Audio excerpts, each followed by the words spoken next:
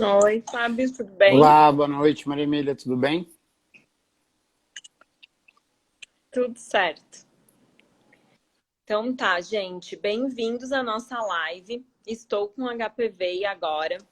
Quero agradecer o Fábio por ter aceito o convite e gostaria que tu se apresentasse, contasse um pouquinho da tua formação para quem está aqui e não te conhece. Então vamos lá, eu sou Fábio Lixande, eu sou médico urologista da Clínica SEAMI.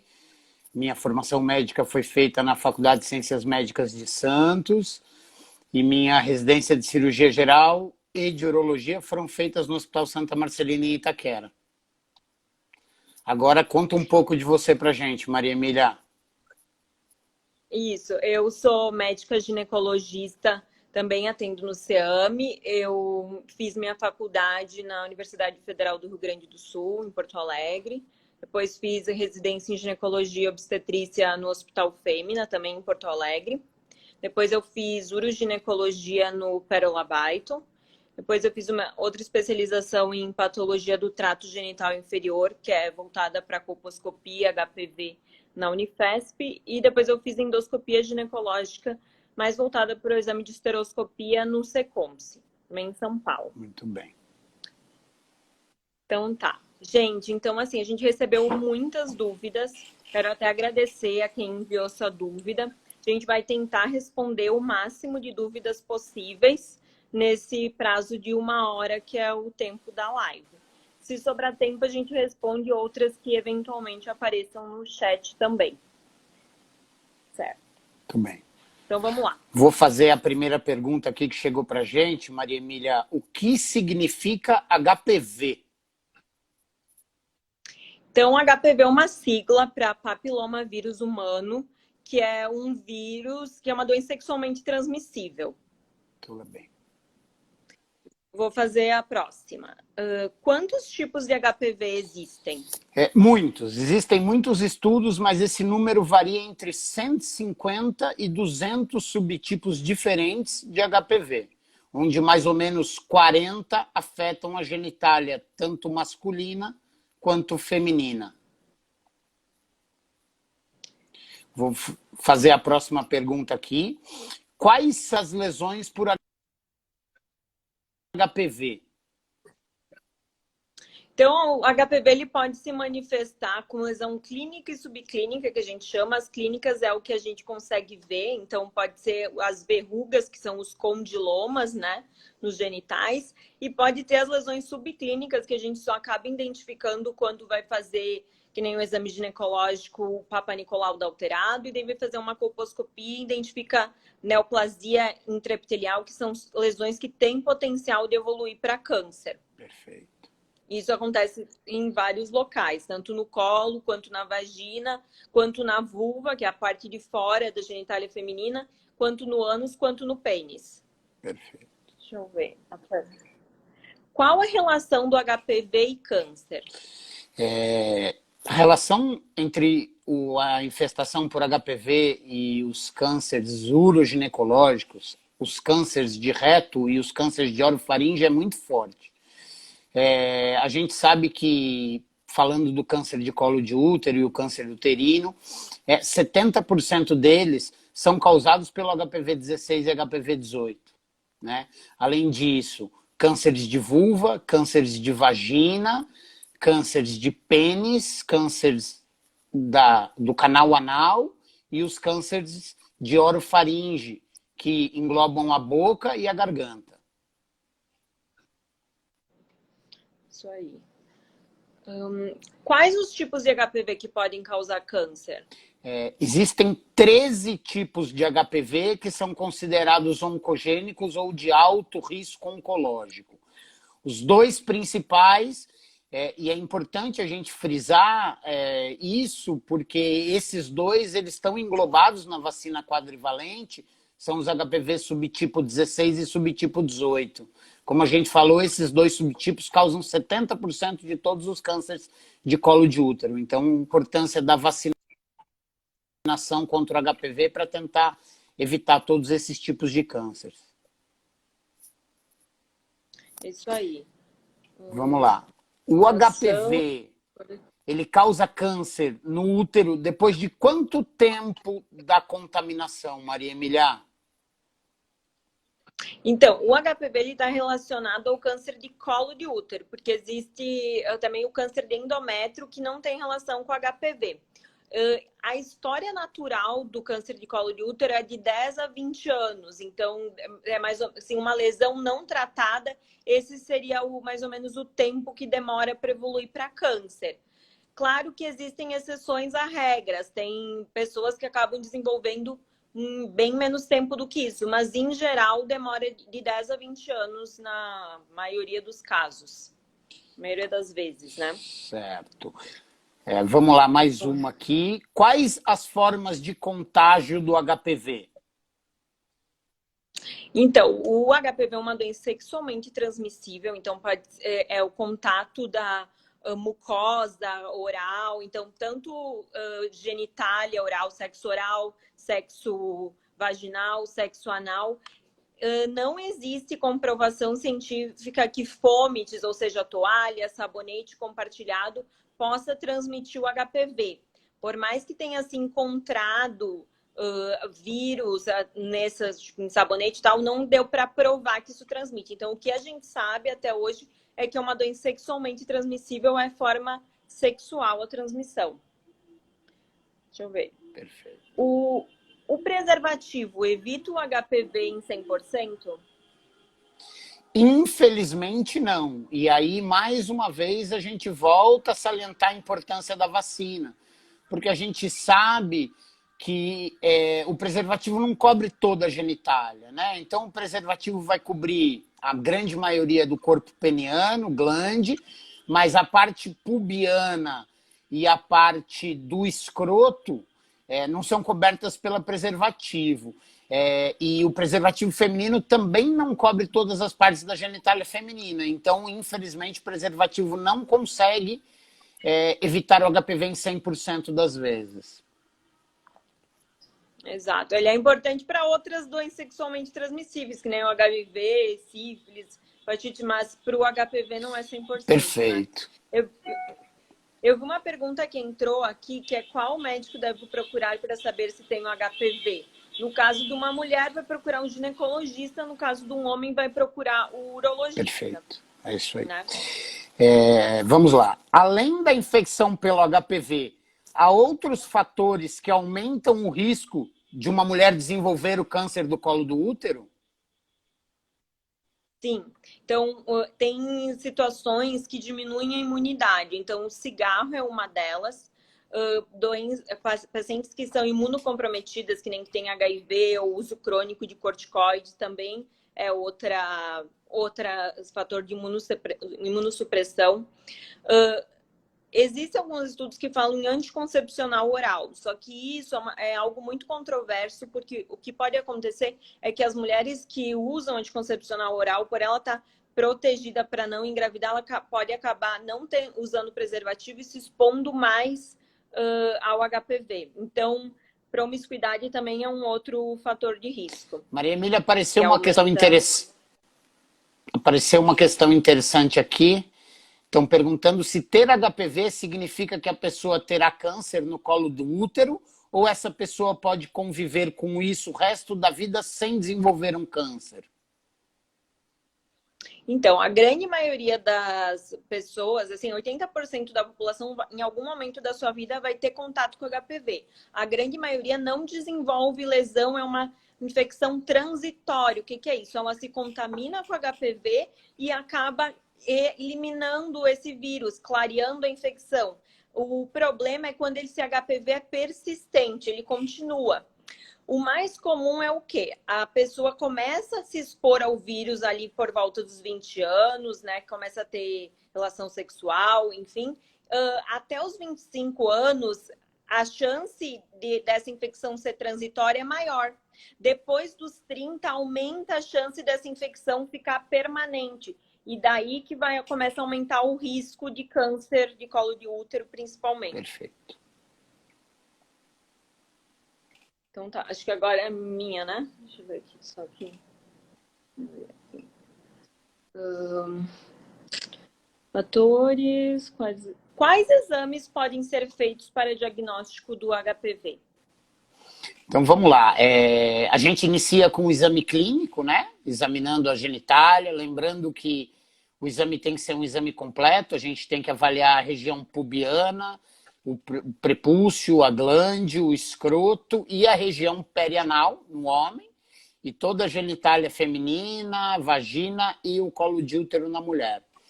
Além disso, podem ser feitos exames com magnificação de imagem. O que eu quero dizer com isso? Com aumento, com microscópio, com lupa. Esses exames são chamados de peniscopia no homem, e na mulher a vulvoscopia e a colposcopia, sendo que a gente pode usar alguns corantes específicos, como ácido acético, azul de toluidina, para facilitar a identificação de lesões subclínicas, que a gente não consegue ver a olho nu. E o último exame, o último não, mas mais um exame, são os exames de biologia molecular, que hoje são exames que conseguem fechar o diagnóstico do HPV, onde se busca o DNA do vírus do HPV, né, como o PCR, a captura híbrida, a hibridização molecular, e além desses todos, a biópsia também pode favorecer e fechar o diagnóstico de HPV. Beleza. Deixa eu ver. Há uma dúvida aqui, ó. Estou com HPV. Meu parceiro precisa ir no urologista? É importante, né? Porque se você, mulher, tem HPV e você está tratando com seu ginecologista o HPV e seu parceiro também tem, ele está te recontaminando, né? Então, sempre é importante, como todas as outras doenças sexualmente transmissíveis, a investigação do casal para evitar uma recontaminação se a gente não tratar um dos dois e vice-versa. Se o homem tiver HPV, a esposa também tem que ir no ginecologista.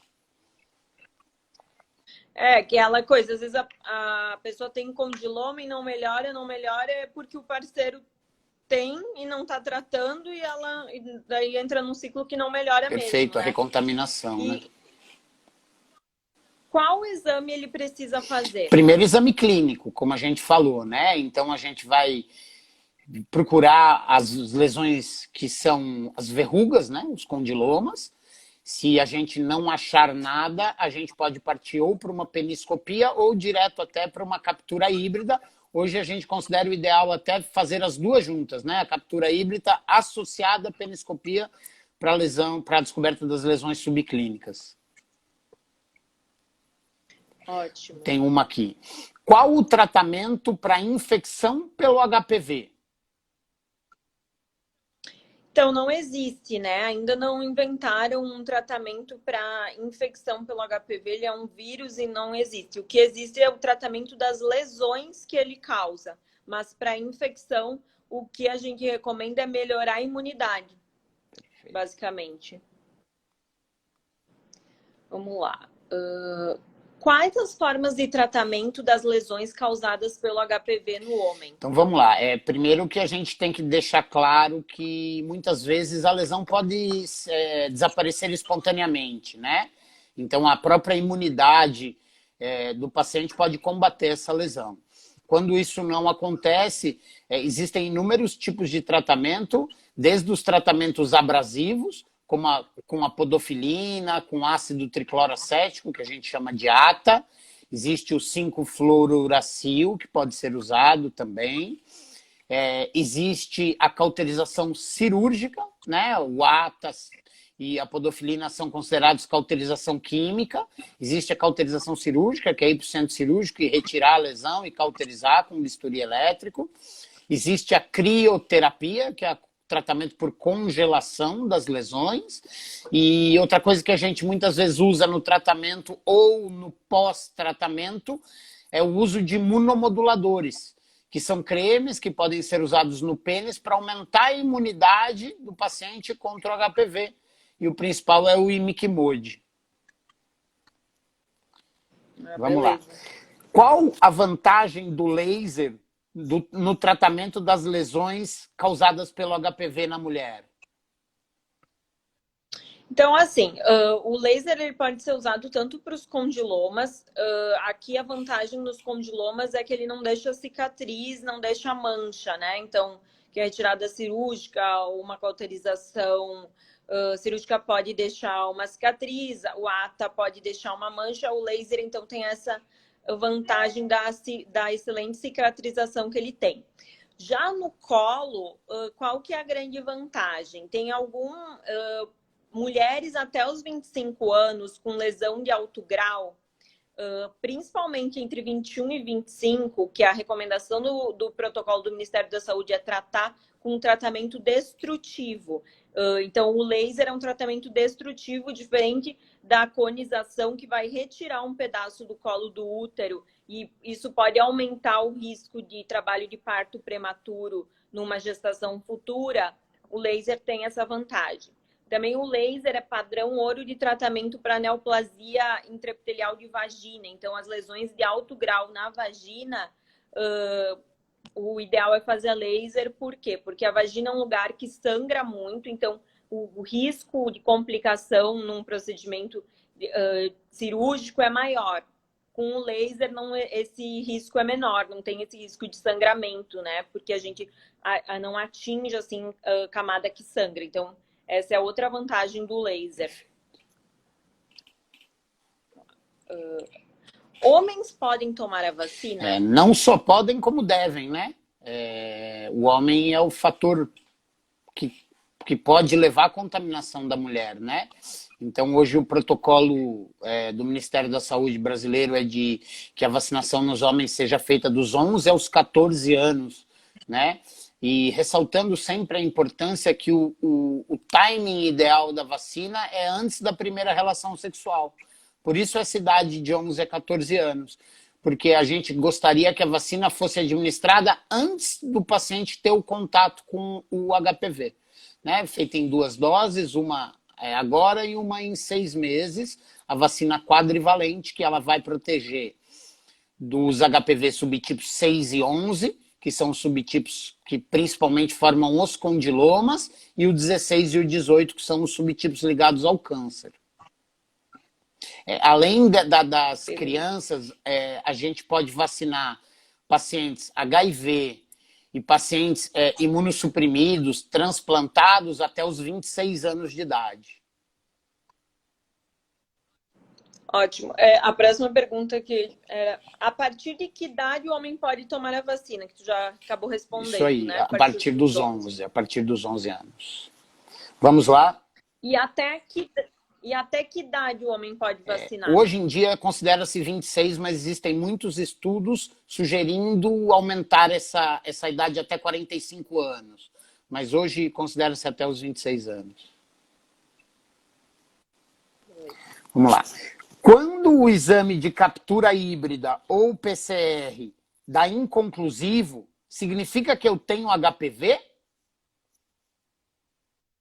Significa que tem que fazer uma nova coleta. Provavelmente o material coletado não foi suficiente, por isso que deu inconclusivo. Então tem que repetir o exame. Não significa nada, né? Resumindo. Exatamente. Estou com HPV. Meu marido fez o exame e deu negativo. Só que nunca tive outro parceiro. Como isso é possível? Provavelmente o marido se contaminou com HPV e a imunidade dele combateu essa contaminação.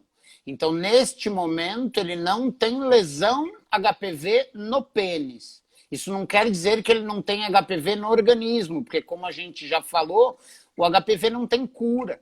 Então, se o HPV não tem cura e ela só teve ele como parceiro, ela pegou esse HPV dele.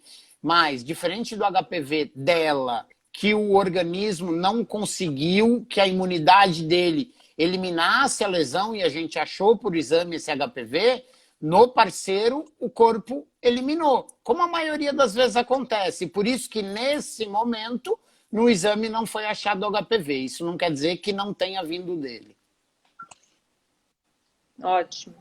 Isso aí. Vamos lá. Qual o risco de engravidar após 4 meses de conização? Então, assim, conização, para quem não sabe, é aquela cirurgia que a gente faz, até hoje em dia a gente usa outro nome, que é exérese de zona de transformação, mas acaba sendo a mesma coisa, que é a retirada do parto do colo do útero que está com lesão, nos casos de lesão que a gente chama de alto grau, ou seja, NIC 2 e NIC 3, que tem chance de evoluir para câncer de colo de útero. A gente recomenda que depois dessa cirurgia se espere pelo menos 12 meses para engravidar, porque isso é um tempo que o colo precisa para se regenerar. E isso, então, ela, no caso dela que engravidou com 4 meses, ela tem um risco aumentado de complicações durante a gestação, como trabalho de parto prematuro. Deixa eu te fazer outra pergunta. Pode falar. Se a paciente fez a conização, por exemplo, ela pode fazer o parto normal? Pode fazer o parto normal, não tem problema nenhum. O que não pode, o que contraindica parto normal no HPV é se ela tiver uma condilomatose extensa. Então, muitos condilomas, muitas verrugas que impeçam a passagem do bebê. Mas você não pode fazer feito o parto normal. Inclusive, a gente acabou não falando nas formas de contágio, mas existe o contágio do bebê, né? Exatamente, existe. O contágio do bebê no parto normal, por isso que a doutora Maria Emília falou que se tiver muito condiloma, deve ser evitado o parto normal. Isso. Daí uma dúvida que é muito comum é por que não fazer sempre, então, parto cesárea para evitar essa transmissão?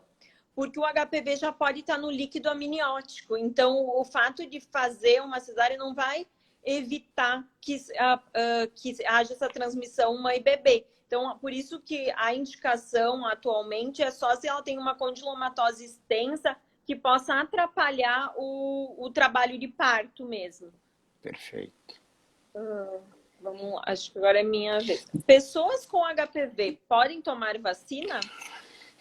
Podem tomar, como a gente já falou um pouquinho antes, não é o ideal. O ideal é que se vacine antes da exposição ao HPV, mas eles podem tomar porque mesmo que ele tenha um HPV, por exemplo, subtipo 6 ou um subtipo 11, a vacina vai proteger contra o 16 e o 18. Então a vacina pode protegê-lo perante algum subtipo que ele não tenha sido exposto. Então, por isso, pode. Não é o ideal, mas pode.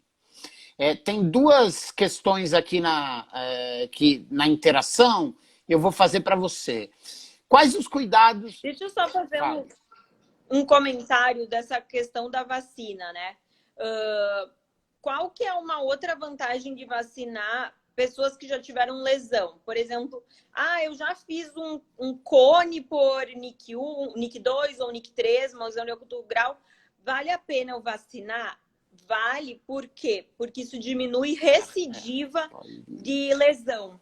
A vacina, ela aumenta em 57 vezes a quantidade de anticorpos em relação à infecção natural. Então, o que é isso? Quando a pessoa se contamina com HPV, ela gera uma quantidade de anticorpos. Quando ela se vacina, ela gera 57 vezes mais. Então, isso diminui recidiva. Então, por mais que a gente saiba que o ideal, o benefício máximo da vacina é para quem nunca se expôs ao HPV, e isso que no protocolo do Ministério da Saúde, no calendário vacinal, ele entrou para as crianças, pessoas que já tiveram lesão ou que já tiveram contato acabam se beneficiando também. Eu queria esclarecer isso porque isso é uma pergunta que eu recebo muito, assim. Perfeito. Duas dúvidas aqui da nossa digníssima plateia. A primeira é por que o HPV volta? E a segunda, quais os cuidados devem ser tomados na relação sexual? O que pode e o que não pode ser feito? Então tá, então eu vou responder a primeira e tu responde a segunda, pode ser? Por que o HPV volta? Então, assim, digamos a pessoa teve um HPV, tratou, e ela faz um exame de biologia molecular, seja uma captura híbrida ou um PCR, que o PCR é até melhor que a captura híbrida, e veio negativo. Ela pode se recontaminar, né? Então, existem, como o Fábio mesmo falou, existem mais de 100 tipos de HPV, né? Que a contígio genitais mais de 40. Então, ela pode ter uma recontaminação com um novo tipo de HPV. Outra coisa, antigamente a gente não tinha esses exames, né, de biologia molecular. Então, a gente só fazia diagnóstico de lesão, não sabia se a pessoa tinha ou não. Inclusive, depois de um tratamento, por exemplo, de uma conização, manter um PCR positivo aumenta a chance de vir a ter uma nova lesão. Ou seja, se ela continuar com HPV, ela tem chance de ter uma nova lesão. Perfeito. Os cuidados que devem ser tomados na relação sexual, eles dependem muito da localização da lesão, né? Então, se você tem uma lesão peniana, você tem que pôr o preservativo. O grande problema é se você tiver uma lesão escrotal ou pubiana, porque o preservativo não cobre essa lesão. E aí o ideal é não ter a relação sexual antes do tratamento para evitar a contaminação da parceira. Tá? Exato, nas recomendações é não ter, Exato. Né? Outra dúvida da plateia é se a infecção aparece em partes diferentes do corpo, além de mucosas. Então, pode aparecer na vulva, que é pele, né? Então, na parte de fora ali, que são os condilomas, na vagina, no colo do útero, no canal anal e na orofaringe, porque são zonas de transformação, que a gente chama, que é onde tem troca de epitélio, de um tipo de epitélio para outro, e é ali que o HPV acaba causando lesão. Então, tanto na orofaringe, quanto no canal anal, quanto no colo do útero, existe essa zona de transformação que é onde o HPV causa lesão. Perfeito. Certo, deixa eu ver, a gente estava em... acho que agora é tu que me pergunta. Então vamos lá. O HPV pode causar infertilidade? Então, não, o HPV não causa infertilidade. O que acontece é, no caso de ter feito uma conização, de aumentar o risco de trabalho de parto prematuro numa gestação futura, mas não que isso vai impedir a paciente de engravidar.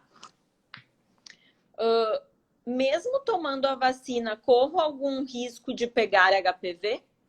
Com certeza, né? Como a gente falou, a gente tem 3 tipos de vacina. A vacina bivalente, que ela protege contra o subtipo 16 e 18. A quadrivalente, que protege contra os 6, 11, 16 e 18. Essa é a oferecida pelo Ministério da Saúde, no SUS.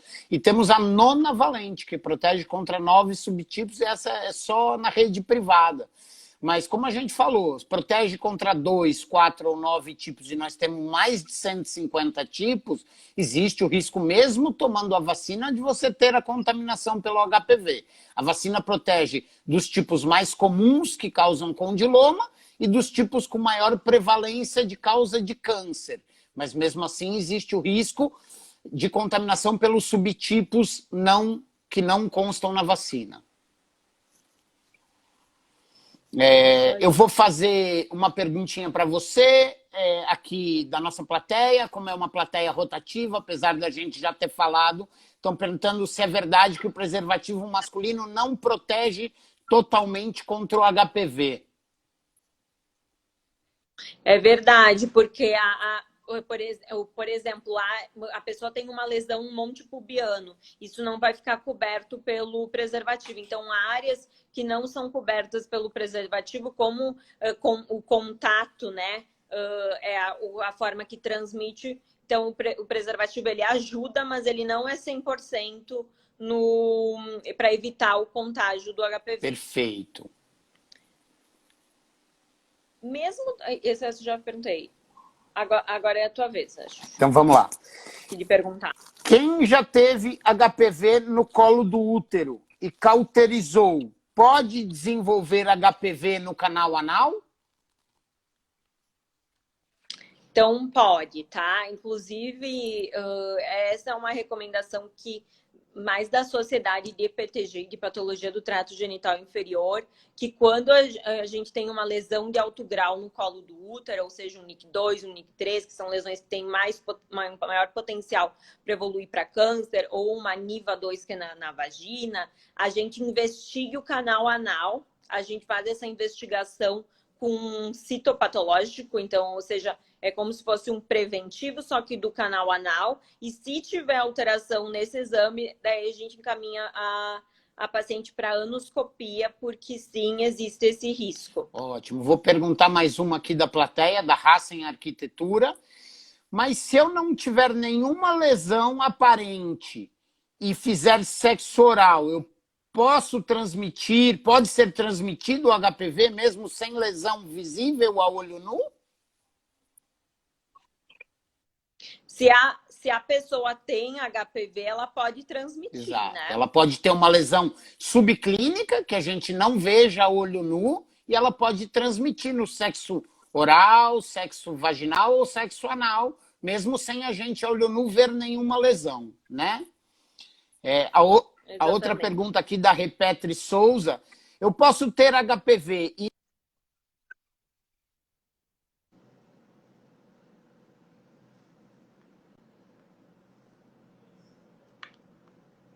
Para mim aqui tá carregando. Respondam para mim se vocês me escutam.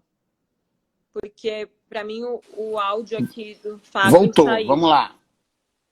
Voltou. Eu posso ter HPV e nunca se manifestar? Não se manifestar. Como que eu descubro que eu tenho HPV? Então pode. Na realidade, a grande maioria das pessoas que se contaminam com HPV não desenvolvem lesão. O que eu ter uma captura híbrida, um PCR positivo para HPV, aumenta o meu risco de ter uma lesão, mas não significa que eu vou ter lesão. Então, não muda, a gente segue o protocolo habitual como qualquer outra pessoa. Vai mudar se a pessoa tiver desenvolver alguma lesão. Perfeito. Basicamente é isso. Agora, acho que é a tua vez. Vamos lá. Se o parceiro tem HPV, posso pegar pelo sexo anal? Então, pode sim, tá? Se a pessoa tá com uma lesão, se ela tá com um condiloma, se o parceiro tá com um condiloma, a orientação é que não tenha relação sexual, porque pode desenvolver condiloma, verruga no canal anal também. Exato. Isso tanto das mulheres quanto dos homens que têm relações homossexuais, tá? Então, exatamente, tem que tomar cuidado, tendo HPV, evitar a relação. Minha vez. Verrugas podem se tornar tumores? Sim, podem, principalmente pelo HPV 16 e 18, como a gente falou. Pode causar tumor na vagina, pode causar tumor no ânus, na orofaringe, na vulva, mas lembrando que normalmente o que vai evoluir para os tumores são as lesões subclínicas, né? Os HPVs 16 e 18. Os HPVs que causam verrugas, principalmente o HPV 6 e 11, eles têm baixo risco de oncogênico. Então, normalmente, são as lesões pelo HPV 16 e 18 que não costumam causar verruga, que evoluem para o câncer. Normalmente, a verruga tem baixo risco oncogênico e a lesão subclínica do HPV 16 e 18 é que tem alto risco oncogênico e podem causar câncer.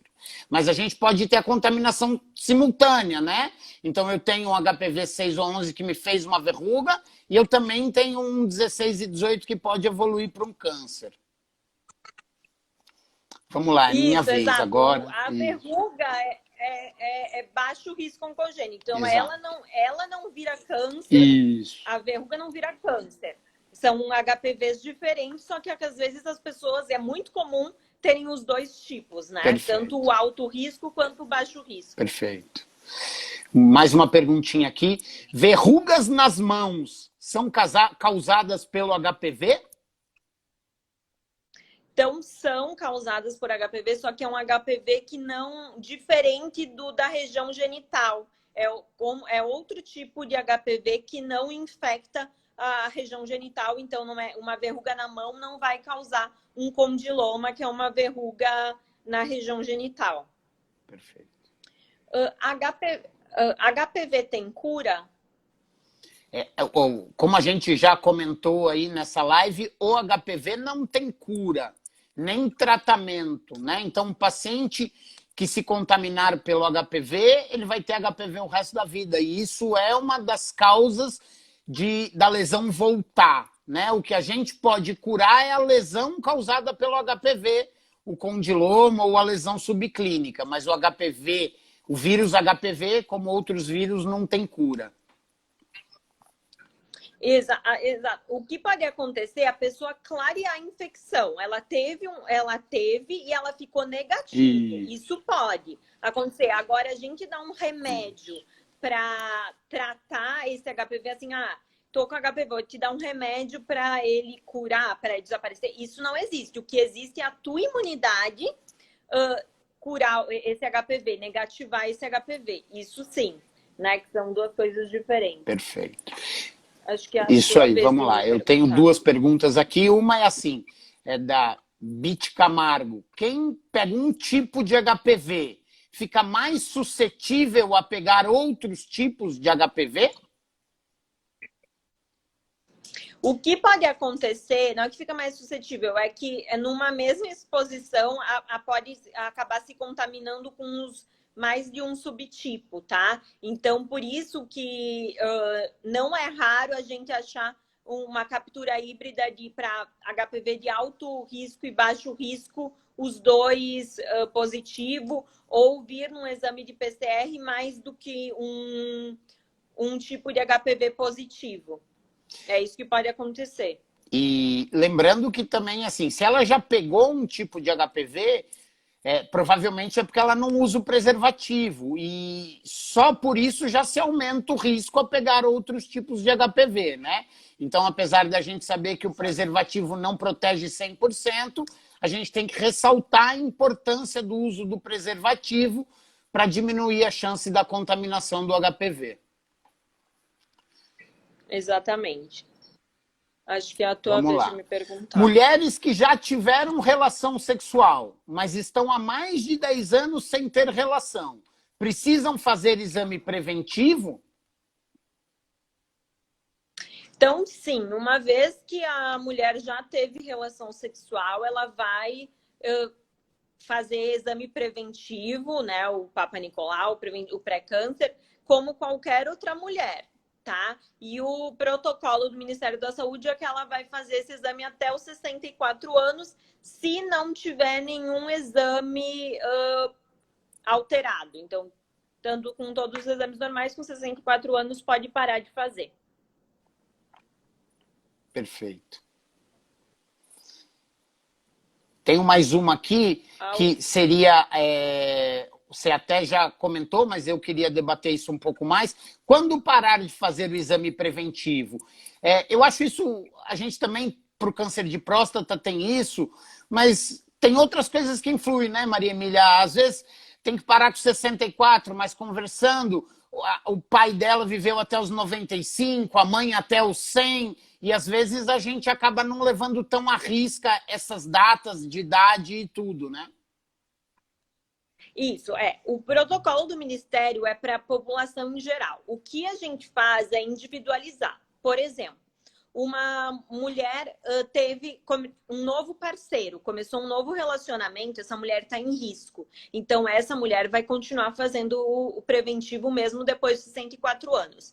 Se em algum momento da vida dela ela teve algum Papa Nicolau alterado, ela vai seguir fazendo o Papa Nicolau até morrer, entendeu? Então, e esse protocolo que é para com 64 anos é para alguém que nunca teve Papa Nicolau alterado, que tem 2 exames recentes negativos, tá? E que ela não teve uma nova exposição, ou seja, ela não mudou, não trocou de parceiro, nada nesse sentido, porque senão a gente mantém. Perfeito.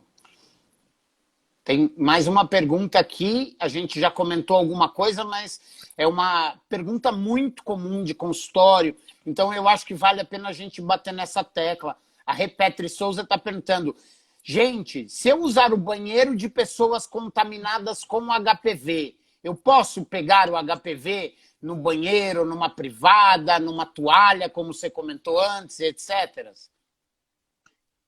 Não, tá? Isso não tem comprovação científica, que a gente chama isso de fômites, tá? Que possa transmitir através de fômites. Por mais que já tenha sido encontrado vírus que nem sabonete, toalha, que nem eu tinha falado, não se comprovou que pode transmitir. Então, o banheiro contaminado não vai transmitir o HPV, tá? Perfeito. Tem uma pergunta. Ó, baixa imunidade tem a ver com o aparecimento de HPV? Ela não tem a ver com a contaminação, né? A contaminação, o HPV é uma IST, uma infecção sexualmente transmissível, e é transmitida sexualmente. Mas com certeza, se você teve um HPV que você pegou numa relação, e se você tiver uma queda de imunidade, você pode aparecer um condiloma pela baixa da imunidade. Por isso que uma das coisas que a gente faz para diminuir a chance de recidiva, de retorno desse HPV, é trabalhar a imunidade do paciente, né? Evitar o tabagismo é muito importante, evitar o uso de drogas, estresse evitar, se alguém souber como aí, manda pra gente nos comentários. E a gente sabe que existe uma incidência muito maior de HPV em pacientes imunossuprimidos, que comprova que a imunidade tem muito a ver. Então, pacientes com o HIV, a AIDS, né, o vírus da imunodeficiência humana, pacientes transplantados que tomam remédio para baixar essa imunidade. Então, o HPV, sim, tem tudo a ver com a diminuição da imunidade no paciente. Tem uma outra pergunta aqui interessante.